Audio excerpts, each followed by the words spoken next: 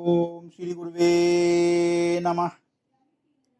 ओम शांति शांति शांति। प्रणाम भगवान। भगवान अभी हमारा सत्संग ईशावास्य उपनिषद श्री स्वामी अखंडानंद सरस्वती जी महाराज द्वारा विरचित और मंत्र नंबर 15 उसको लेते हैं भगवान। पहले मंत्र, फिर मंत्र का हिंदी में अर्थ और उसके बाद स्वामी जी की दी गई व्याख्या। सो मंत्र लेते हैं भगवान। हिरण्मयेन पात्रेण सत्य अपहितं मुखम तत्त्वं पूषन् अपार्वणु सत्य धर्माया द्रष्टये।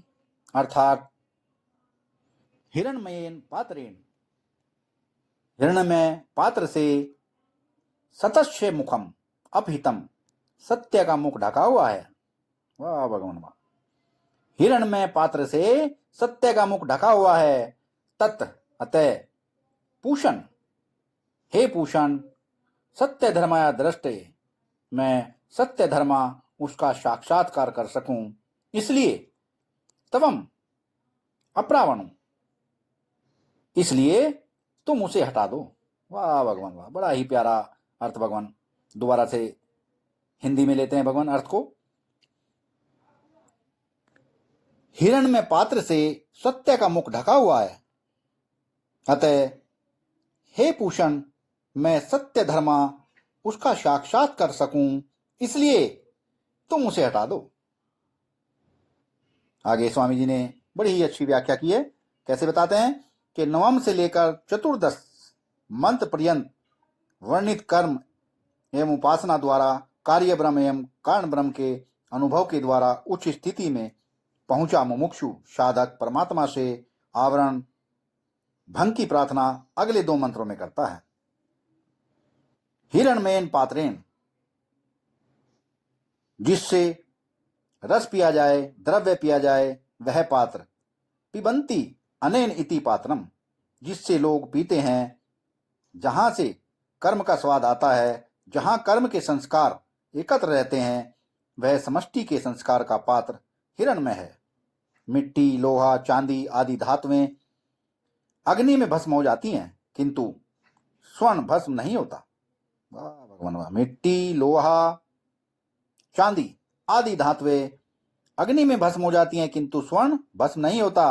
अतः उस संस्कार पात्र को हिरण्मय कहने का तात्पर्य है कि वह स्वतः क्षीण या नष्ट नहीं होता। भगवान वाह। समष्टि के सूर्य, समष्टि की वासना तथा समष्टि के अहंग के उदय तथा विलय का वह स्थान है। सबके कर्म, वासना तथा अहंग का रस, सबके कर्म, वासना, अहंग के बीज यानी संस्कार उसमें दृढ़ता पूर्वक रखे हैं।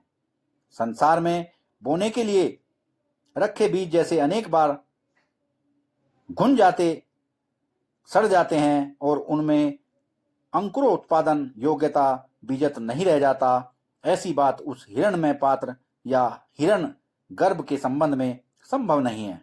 वह अनादिकाल से सबके कर्म, वासना तथा अहंग के बीज अपने में धारण किए है और प्रवाह मान रूप से अनंत काल तक धारण किए रहेगा। वह हिरण्मय पात्र है, अर्थात उसमें प्रकाश, सत्ता तथा प्रियत्व भी है।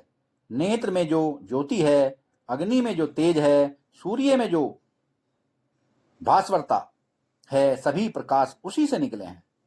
सबकी बुद्धि का वही उद्यम है। बया पक्षी की बुद्धि, चींटी की बुद्धि, मनुष्य की प्रतिभा सब उसी से आई है।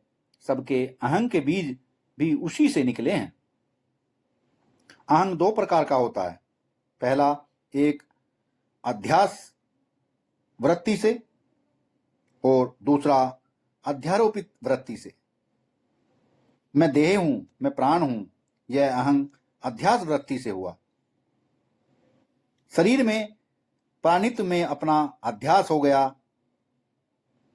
बच्चे को न सिखाया जाए तो भी वह बड़ा होगा तथा यह अहंग उसमें जागृत हो जाएगा। बच्चे को न सिखाया जाए तो भी जब वह बड़ा हो जाएगा यह अहंग उसमें जागृत हो जाएगा। दूसरा, अध्यारोपित वृत्ति का अहंग है मैं हिंदू हूं, मैं ब्राह्मण हूं, मैं भारतीय हूं आदि। वाह भगवान वाह, वाह भगवान वाह। तो अध्यास वृत्ति से अभिप्राय हुआ मैं देह हूं, मैं प्राणी हूं, यह अहंकार अध्यास वृत्ति से हुआ है। और अध्यारोपित मीन्स मैं हिंदू हूं, मैं ब्राह्मण हूं, मैं भारतीय हूं आदि। यह बच्चे को न सिखावे तो नहीं आएगा। वाह भगवान, ये बच्चे को न सिखाएं तो नहीं आवेगा। हे मनुष्य, मैं मनुष्य हूं, यह अहंग भी भेड़िया आदि से पालित बच्चों में नहीं होता। मैं मनुष्य हूं, यह अहंग भी भेड़िए आदि से पालित बच्चों में नहीं होता। अतः मानवता का अहंग भी अध्यारोपित ही है। वाह भगवान, अतः मानवता का अहंग भी अध्यारोपित ही है। जो सहज न हो, पीछे से अध्यारोपित किया गया हो, ऐसा अहंकार है यह। जैसे मैं सन्यासी हूं, यह पश्चात वृत्ति से अर्थात संन्यास ग्रहण के पश्चात यह अध्यारोपित अहंग उत्पन्न होता है। वैसे ही मैं ब्राह्मण हूं, मैं हिंदू हूं, मैं भारतीय हूं आदि अहंग भी पश्चात वृत्ति से ही उत्पन्न हुए हैं। अतः ये अध्यारोपित हैं। अनादि अज्ञान अनुसत वृत्ति से अध्यास जन्य अहंग उत्पन्न होता है। अनादि अज्ञान अनुसत वृत्ति से अध्यास जन्य अहंग उत्पन्न होता है कि मैं देह हूं।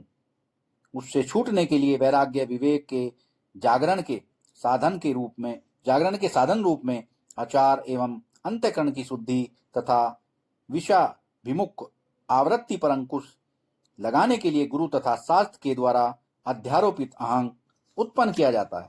भगवान, यह अध्यारोपित बुद्धि कि मैं ब्राह्मण हूं, मैं हिंदू हूं,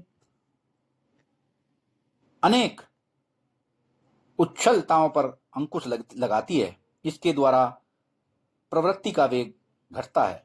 अब यह मान ले कि कोई इसी जीवन में मुक्त नहीं हुआ और मैं ब्राह्मण हूं, मैं हिंदू हूं जैसे अध्यारोपित संस्कार के बीज लेकर मर गया, तो भी वह बीज नष्ट नहीं होगा। किसी समय जब वह जन्म लेगा, वह बीज जागृत अंकुरित होकर उसे पुनः निवृत्ति की ओर ले जाएगा और अंत में अध्यास से मुक्त करेगा।